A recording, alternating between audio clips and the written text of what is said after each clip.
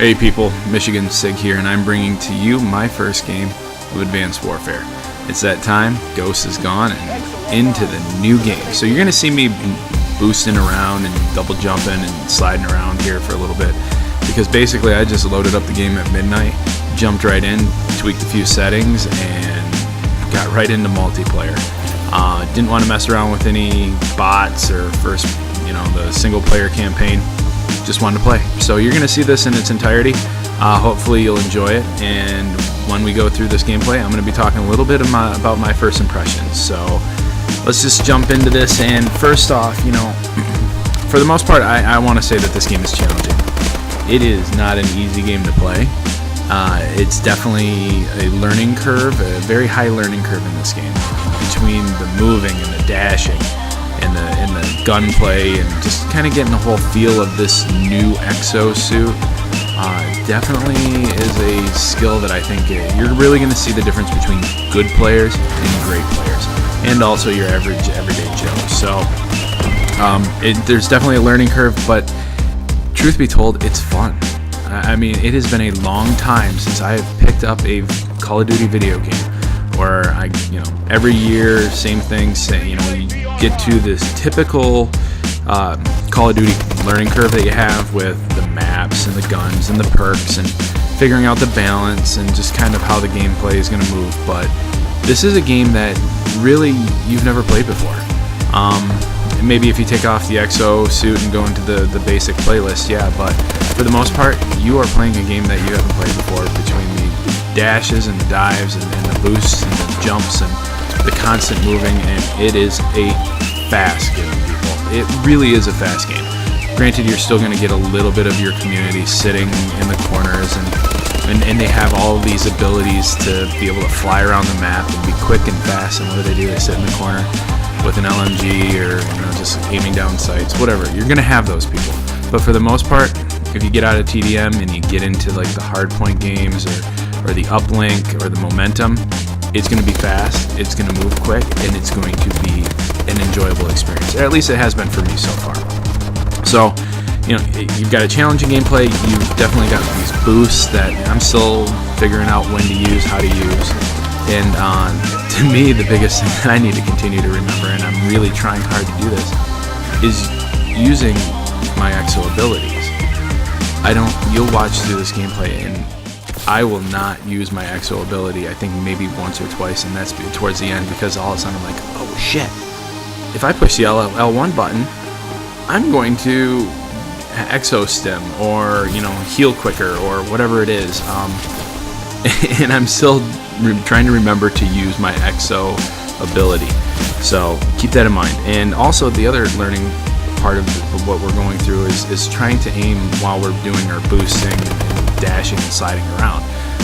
It really throws a new unique mechanic into being able to get a kill, and with the guys and your opponents doing the same thing, it's challenging because you got to follow them around and try to lead them and hit them while they're moving as quickly as they are. So for that, it's really good.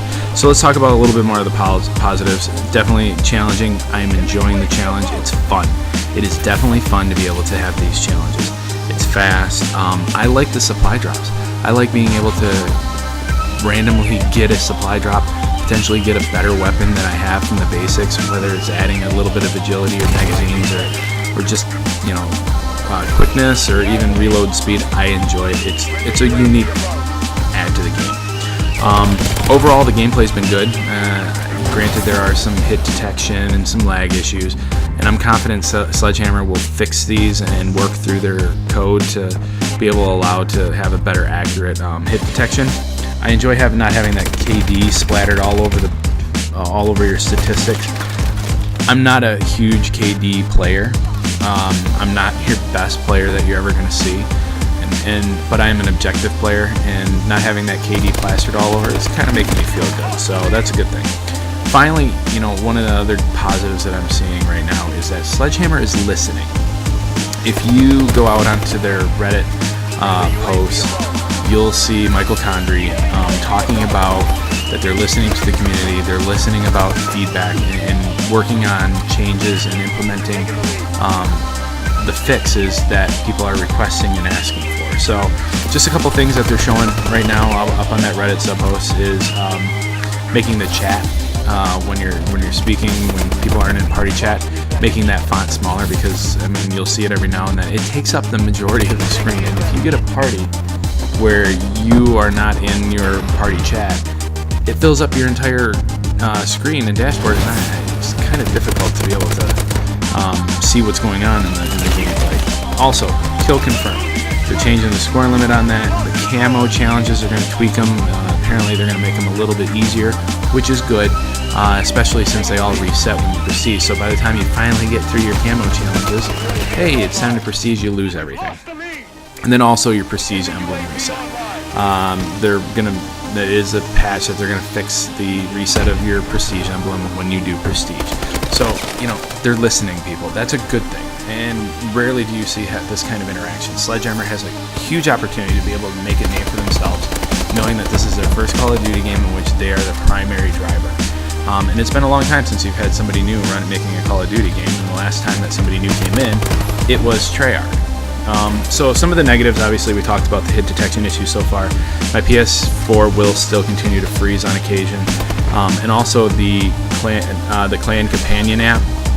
There still needs to be some tweaking on this. They need to figure out that app, get the clan stuff working. I mean, we've got a clan war supposedly coming up this weekend, or in a week from now, from the time of this recording.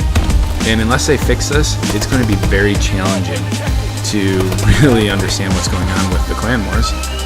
Get that straight. And I have confidence in Felix Gallo and over at Beachhead Studios that they're going to get it right.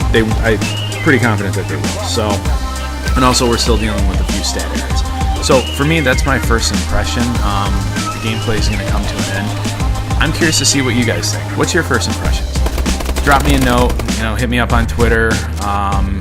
Message down on the YouTube page. And usual, thank you for your time. Appreciate it. And we'll see you on the next Advanced Warfare gameplay. Later.